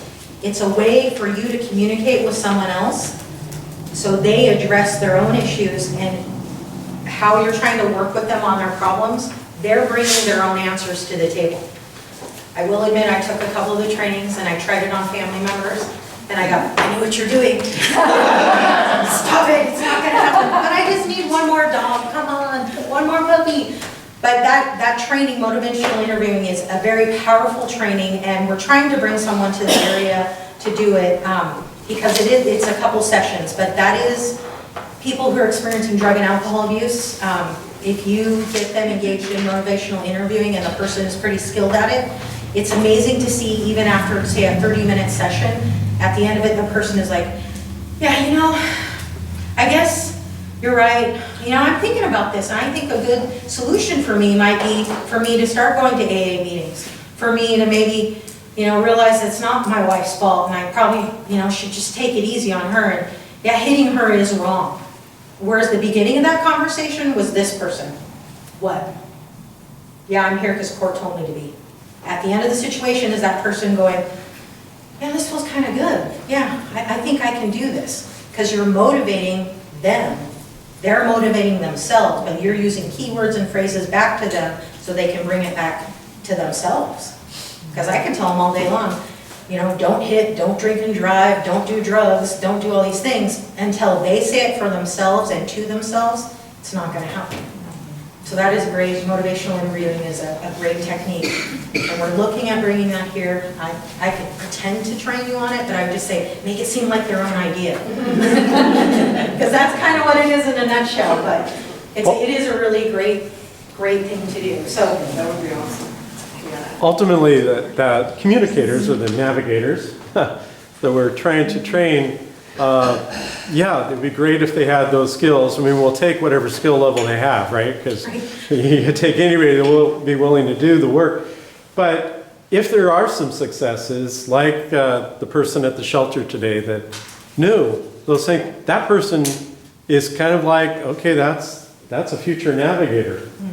That person who's in the shelter right now. And ultimately, that's where you hopefully will help people up. And part of this whole thing is creating the community and the connections so the barriers that are there are small or eliminated entirely, but so that the steps can be taken by the individuals themselves, because we can't make those steps for them. We can try. We can try. And keep trying, and keep trying, and keep trying. And you don't give up on them. No, so I had a director who was very funny. She goes, your previous job you had, you worked with these people, you helped them get jobs, and then 90 days you were done. And I was like, okay, wow, that's terrible. That's what she thinks the program I used to work for did. But her thing was, we have to work with these kiddos until they're 21. And I thought, oh, okay, well, so there's still an expiration date on them. Is there? No. I quit working for that program several years ago, and Michelle can attest this. I run into those students that have exited the program after 21 often. And sometimes it's really great what has happened and what has become. Sometimes it's really sad. But what I will do, and I've told this to every transition student I work with, if you need something, give me a call. I have the same phone number. I've always had that same phone number. Does it irritate people sometimes when they're like, what are you doing? It's like, oh, I was just texting this thing about, the GED certificate. I was telling them where to go to do that. Well, who's that? Oh, that's so-and-so. Why are you still texting that person? Because that's all they needed. There's a young gentleman in the Mossy Rock area, great kid. I don't know what his family situation was per se, but he was experiencing poverty, some other issues, liked doing recreational drugs because that was his way of self-medicating, wasn't doing amazing in school, barely graduated, and that last year that he was getting out of school was when I got to work with him. We took him on a tour. He got to meet a recruiter for the Army. He went down to the, the Astoria, Oregon program. Oh, they have one in Curlew. I'm gonna forget the name. Job Corps. And when we went to Astoria, Oregon, there was a little van of us. We went down there. 2 of the female students that were in there, they're like, oh my gosh, this is so great. They were so excited. And on the van ride back, I figured out why. Because there was cute boys there. I was like, no, that's not what I wanted. This young man, he didn't say anything the whole time he was there. He was angry, arms crossed. Yeah, this is just like the military. It's the school to prison pipeline. You know, he had some great snippets of information because he's an intelligent man. He didn't know how to funnel that intelligence. Well, what had happened is he graduated, stayed in the community, got kicked out of where he was living because he made some bad choices, and then thought, man, nobody's going to take me. I can't go into the Army because he didn't meet some of the requirements they had. He called up Job Corps. He ended up getting placed within 3 months in Astoria, and then turned that into a career in the military because then he did meet the criteria. I ran into him at the fair. You know, I'm behind the table working the county booth at the fair. Hi, here's all these social services programs. Don't run away. This kid comes up and he's like, do you remember me? And I was like, oh my gosh, said his name. He's like, you remembered my name? I said, yeah, well, how's it been going? He's like, well, you know, I have a girlfriend and a daughter now. And he saw my face because I kind of did that. Oh. And he's like, well, but I'm in the Army. And I was like, what? And I was all excited. He's like, we're doing really well. You know, she's going back to school. She's getting, that was amazing. For any one of those stories, there's probably 5 or 10 of the not so good stories, but that was a little thing. I didn't even think he was listening because he didn't say anything. Are there any questions? No. The girls had all kinds of questions. Are the dorms shared? Where do we do this? He didn't say a word, but something, he saw that as an option, and it was a great option for him that turned into something else. So we don't know what it's going to be. The Ellis information, so important, because you're relating that back to your community and that idea of what does poverty really look like? Who is Alice? We don't know. There might be people in this room who are experiencing that. We don't know. And the idea is not to point out, everybody raise your hand if you make this much money. That's not the idea. The idea is for everybody to start helping in the ways that they can. So the next couple days are going to be really short and intense on the Tuesday and Thursday nights because we have a little bit more limited time. We're going to do group activities. Today was kind of like a sit down. I get tired. I fall asleep at trains when I have to sit down for too long. So by all means, if you need to stand up whenever you want. If you have something you want to add, we're going to send an email out to you. I'll probably go back to the office and send it today so you have all of our emails. If you have some questions, some information that you want added or we're not touching on something, give it to us. We want that feedback. We want that information. But the next 2 days, next Tuesday and Thursday, there's going to be a game where we talk about your budget, and then we're going to give you a budget, and it's randomized. So you don't get it. It's kind of like the bus game. That was so fun. But it's randomized, and I will. Katie is a relatively new employee to our department, and so we're still trying to figure Katie out. But we like to give her stuff. So you'll get her email, and please email her all the information that you have about your organizations or questions or information, because she is wicked good at getting right back, that's what we want. Michelle, if you have a question for Michelle, I will speak for her on this. Make it as clear and concise as possible. If it's, so Michelle, I was wondering, like maybe if she's gonna go, what? That's how she works. Yes, what do you want? And she'll give you the answer right away. You know, I work with people with developmental disabilities, so I'm gonna, what's your communication style? How do you feel about that? Okay, do you want a picture? I'm gonna try to be, I may be way more long-winded, as you can tell, than she might be. But we want to give you the power and information to help others, because that's why you're here. So if you have any other questions, or if there's things you want to touch on, we've got a couple minutes. Let us know. And I want to talk to you about this pamphlet, because this is homework. It is homework. Make sure that you read this, and it talks about building, what she just talked about building relationships and navigating. So a lot of the stuff we talked about today is in this. And, it talks about how important building those relationships is to getting people out of poverty, helping them get out of poverty. And know that it isn't something, you're not gonna just meet with them and it happen after one day. You know, because this is a lot of times, a lifetime commitment on doing this. Just like she said, you run into those people. I've had a lot of people that I've run into over the years that have been on programs that I've worked in. And it's always, I always love it when I meet someone who, I just talked to someone who, oh man, it's probably been 18 years since she was on a housing program that I had. She still lives in the same place. She just needed that little bit of help. It was a 2-year program. 2 years she was on this program. We did a lot of things together, budgeting, all the things. And she still lives in that same place. I was surprised. I said, wow, you still live here? Yeah, she says, yeah, and this is, I remember she had little kids. She says, yes, and this is my granddaughter. You know, so sometimes it just takes a little bit of time, 2 years. But, you know, it's always nice to see them. And it's nice, some of them, they get to the point of the best them they could be. I always say that. Be the best you can be. Because, you know, some people, they can only get to a certain point. But they still are people worthwhile. And one of my other favorite sayings is always don't work harder than your client. You know, that is definitely it. Oh, here, you know, I don't like cookie cutter things. I don't like things that this is the way it is. This, and this. Okay, everybody go apply for 5 jobs. Everybody go look for 2 houses. You know, just like this cookie cutter thing, every single person. One person might get a job the first time. One might have to go and do it 25, 30 times. You know, so always person-centered and not working harder than the person. Those are some of my things. Some of you guys work in education and through faith-based organizations, and some of you are just community members. One thing in all that you guys all have in common is something called the happiness burnout.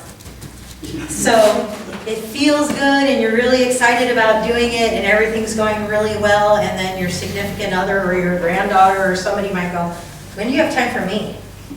Every time we go somewhere, you know, you're solving this problem. What about us? Self-care is huge.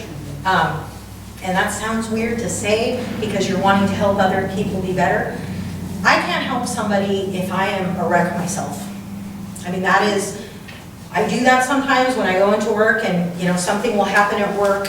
You know, I'll meet with a provider and that is not what we were going to discuss, and oh my gosh, I found out some information. I'll cancel other appointments because I don't want to carry that into that next conversation, because that's very important. The people you work with need to know that you're working with them. You're not going, okay, Pat, yeah, it's really great to see you. What? Oh, yeah, did you fill that out? That's not helping anybody. Or getting a complaint. If Pat then complains, geez, Michelle, what was Media doing? I thought she was supposed to help me do this and this and this. And then I get yelled at, whoo! It just exacerbates and you get burned out. You know, I had a job where I used to be paid to find other people jobs. That got really tough when the economy started to tank. That got really, really tough because here I am walking into businesses going, I've got these great candidates and they really want to work here. And they're like, yep, great. We just laid off 15 people. See ya. That, you know, I'd go in my car and go, oh my gosh, what am I going to do? I'm going to get fired now. Panic, panic, panic. You know, I wasn't doing self-care for myself. And I jokingly say this, my self-care is in the form of donuts and muffins. Is that the healthiest? No. I know that. I'm aware of that. So if I have somebody come in that wants to meet with me, they're like, well, I'm having these issues and I'm doing this, this, and this. I'm not going to judge them for how they're self-caring, but if it's affecting what I can help them do, I do talk to them about it. You know, we're talking about a clientele that is self-medicating in any way possible, oftentimes, and also the dual diagnosis. They may have other issues that you don't know about. It's very intrusive to say to someone, I'm going to help you as long as you do this, this, and this. Especially if that's your first meeting with them. You know, if you guys came here today and I was like, this is great, I'm only going to work with brunettes. Why? Well, because I found that blondes sometimes don't listen. It's not super helpful, but if I, we get to know each other a little better, I was like, wow, gosh, I was really wrong. She is wicked smart. I go into her office, there's piles of paper everywhere. Michelle, where is this form that I need? She's like, oh, third pile over about halfway through. I totally thought she was lying. Went, there it was. Then she calls me, in my office, it's on this pile. That's how she works. And I need to respect that someone, if they're not ready for this barrier to be knocked down yet, work with them on the barriers that they are ready for. Because it takes a lot to try to knock everything down. I mean, it's not going to work. You might knock the person down instead of the barrier. So, does anybody have any? Katie gets to talk. Katie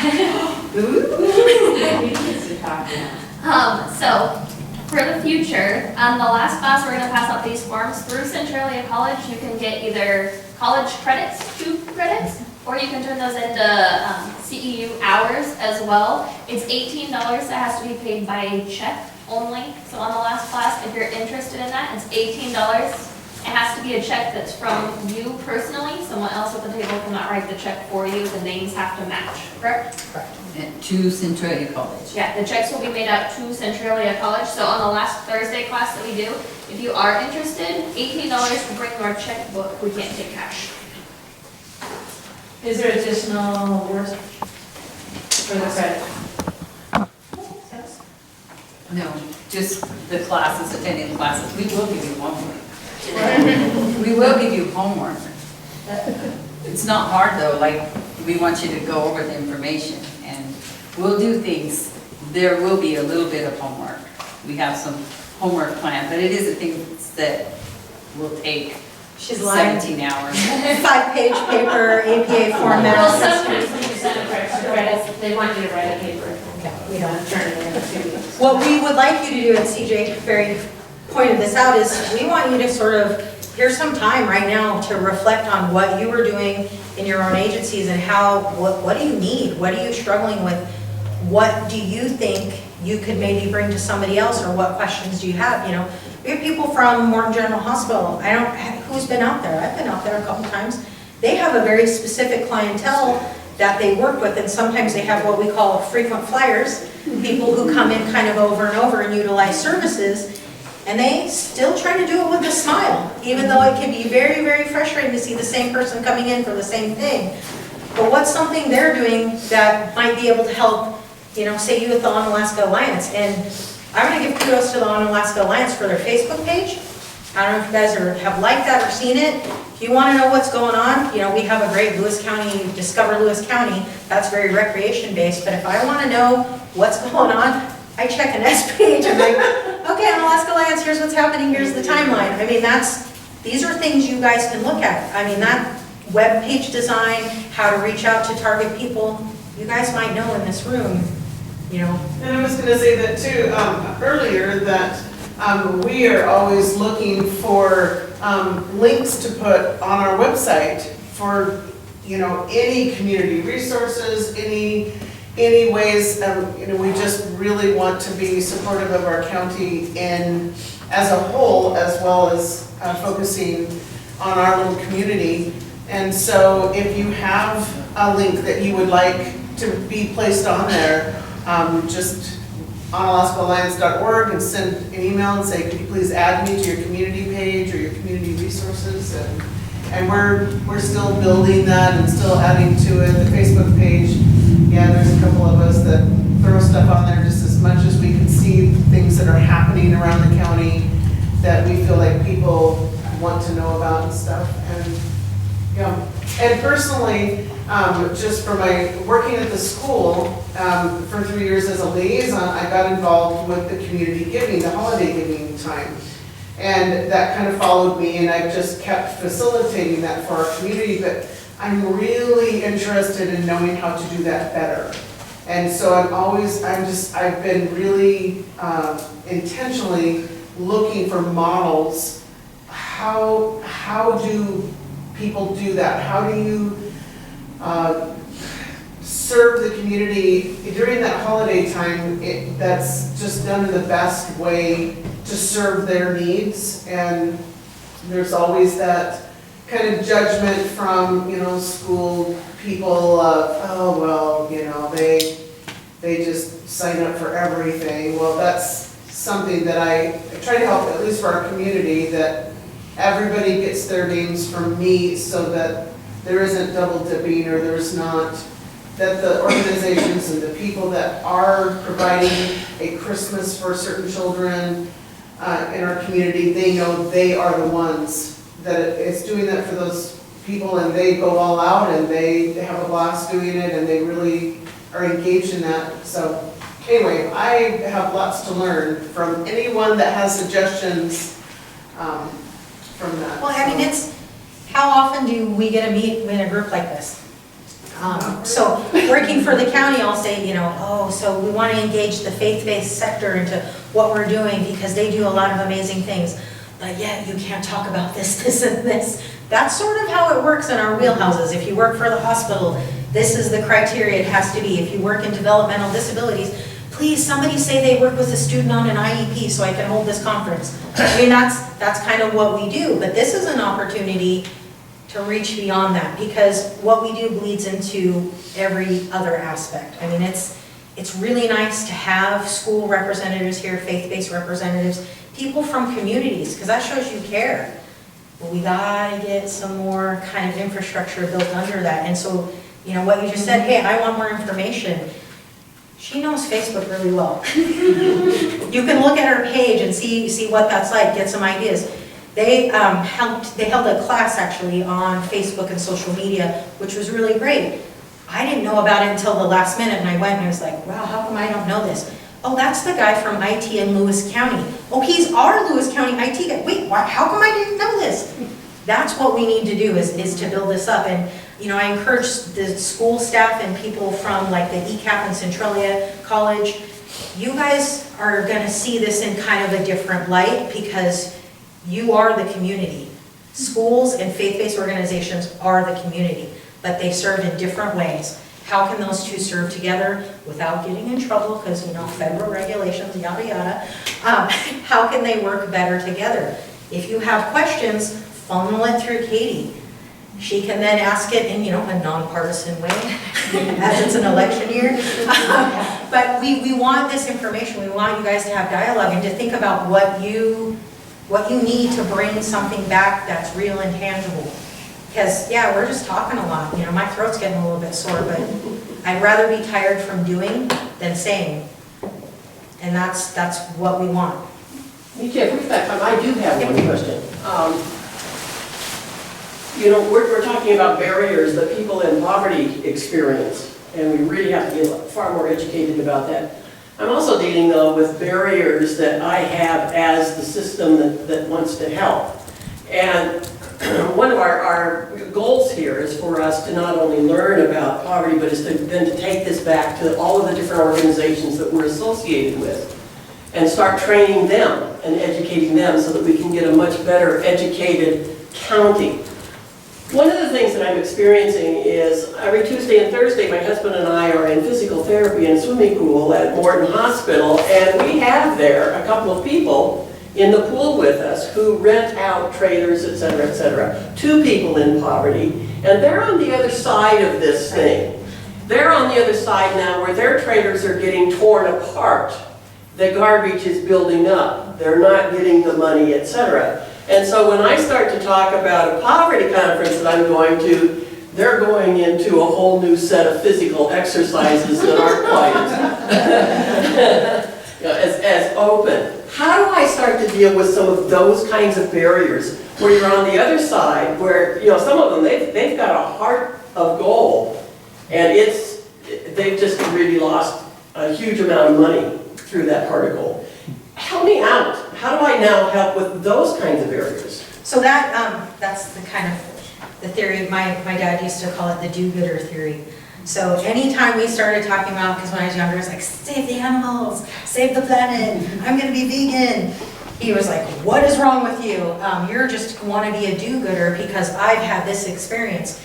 And when you're talking to someone who has lost thousands, hundreds of thousands of dollars because they've rented out something or a house has been broken into by somebody they helped out, Their barrier is a very personal barrier and a very significant barrier. You as an individual, you can't change how you're perceived, how you're presented. And you're trying to present people who are in poverty and who need help in a different way than how that person is perceiving them. That's going to be really difficult to do, and one of the best things you can do is introduce them to somebody who isn't doing those things, who may be living in a trailer and is keeping it up really well. There's a gentleman who rents properties out here in Chehalis who has really big signs on the freeway that sometimes say interesting things. He rented a house to my friends who are Hispanic. They came up from San Diego, and they were really not wanting, they'd had some bad experiences, that's the best way I'll put it. That landlord was like, you know, here's your damage, here's your first, here's your last, not sure if you can afford it. Yeah, they could afford it, they had great jobs. After them being there for 6 months, the conversation really changed when they saw them in the community. It was, wow, you guys are really great, you do all these things. They had changed that perception by how they were being presented. And if you talk to a landlord, they're gonna say, no, I don't rent, and Michelle has this problem, and their agencies have a problem of finding people who will rent because they've been burned once or twice. The youth employment program at Jim, the Gravity program, there's been some things that like literally happened 15 years ago with one kid that people are still remembering. The biggest way to combat that is to bring somebody who is a success to talk to that person or get them to engage with that person, so it's not just that, oh, you're a good one. So you can speak to that, oh, that's a good one, from a racial perspective, a socioeconomic perspective, and a religion perspective. But the person needs to understand it's not a good one. People in general are good, and if you can introduce them more and more to people that are not destroying things or not paying the rent, or introduce them to landlords who have had success, that's what's going to change the conversation. Because while they know you on a personal level and you're talking to them, all they're seeing is like, she doesn't know. They haven't ruined her house. They didn't break into your house. And if you can introduce them to someone who's having a good experience, that's really important. There's a young lady who works at the hospital who would be a great person for somebody to talk to. You know, she didn't really want to get out of homelessness. She was experiencing a lot of barriers. She works at the hospital, has her own place to live, is very involved with her church. People meet her and they're like, whoa, she's just a go-getter. She reminds me of Pat a little bit. She's like, go, go, go, go. And then when I learned, I was like, what do you mean she was in housing? She was like, oh yeah. And I'm like, what? And then I asked her about it one day. She was like, oh yeah. I didn't know how to take a bath more than once a week. I didn't know how, and I'm like, what? Because my perception was I didn't know her in that context. I knew her now. To have her talk to a landlord, and maybe, see what she's doing and how she's come out of it, that's going to change that. Because that perception, so hard to change unless you have someone who's presenting it in a different way. And maybe something that we want to talk about if we have access then to people who are working with housing in any form whatsoever. We need those kinds of names so that we can start working with our other resources then. I think that's just something that can come out of this kind of a gathering too. And your explanation reminds me of every one of us have a story in here, and everywhere we go, every person that we interact with has a story. And so if you just take the time to listen, then you might find that one person. Because I have a story, and I am thankful that I'm in the position that I'm in because I can share my story, and hopefully it will touch somebody one day, and then they will make a difference. But it just kind of ties it out. If you just put out your story at the right opportunity, and then that someone might be able, or share it with somebody, like make that connection. And that connection is really important. Right. I mean, that landlords are a huge issue. We have a couple that slumlords, and these terms are used.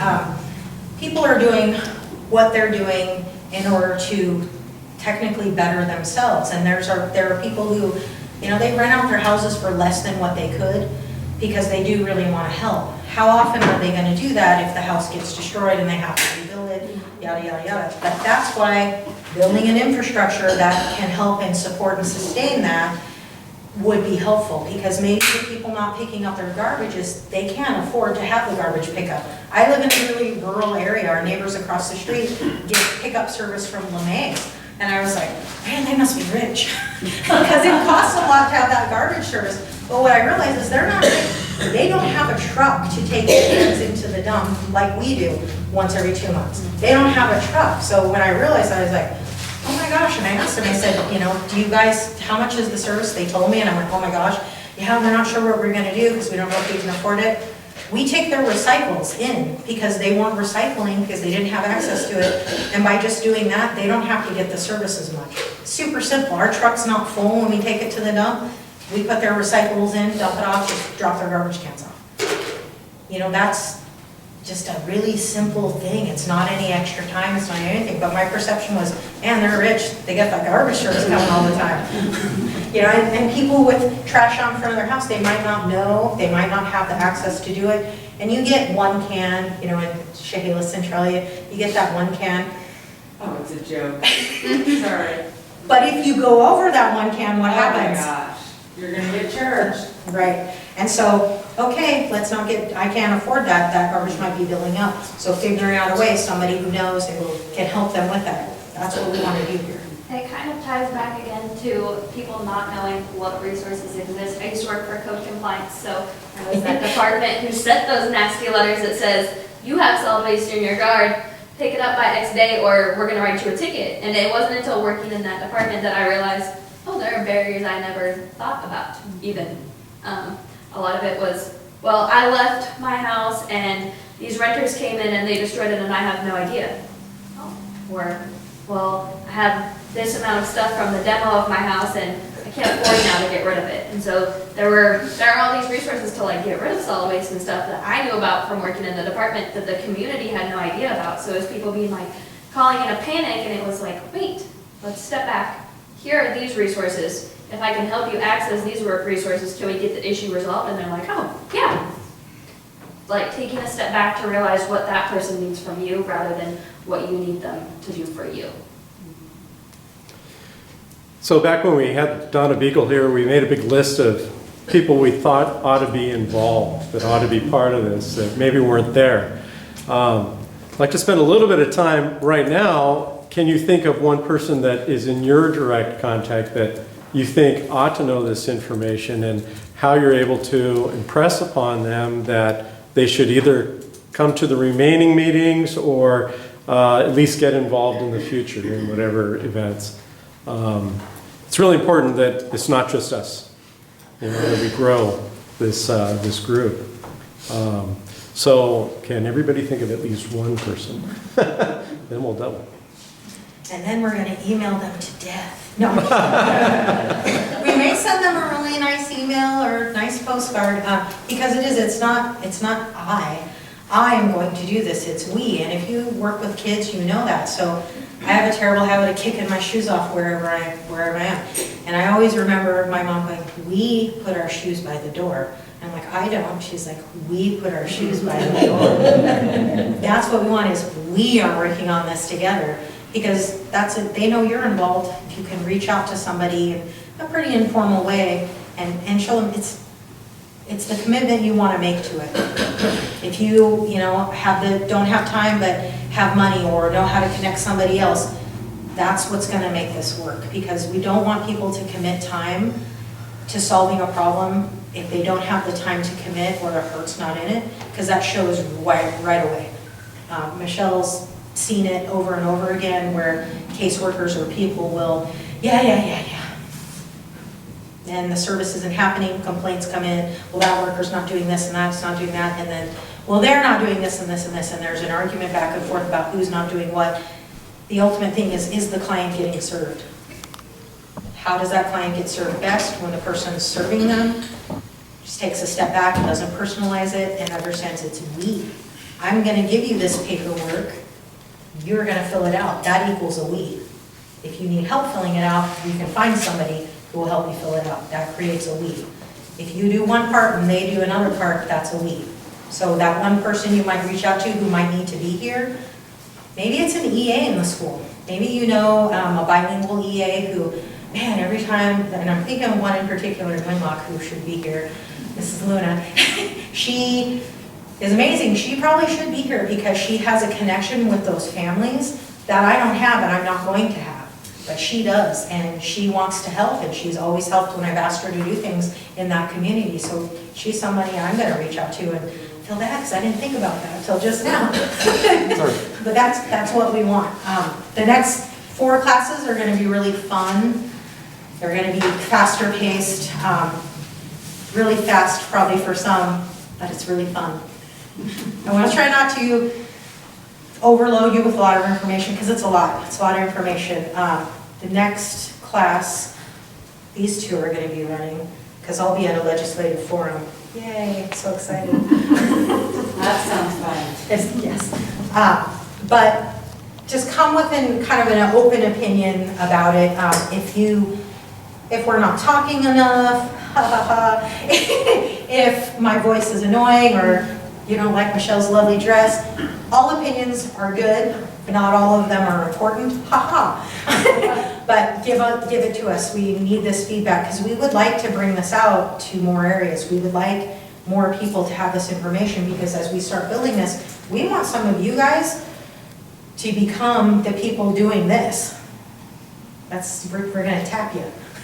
I know I'm going to miss one of the classes, and I'm thinking of the person in my mind, asking them to please go and take notes and be a substitute for me. Would that be appropriate, or would that be disruptive? I think how we have them structured is they're pretty segmented, because we knew that some people, so it would be appropriate. Thank you.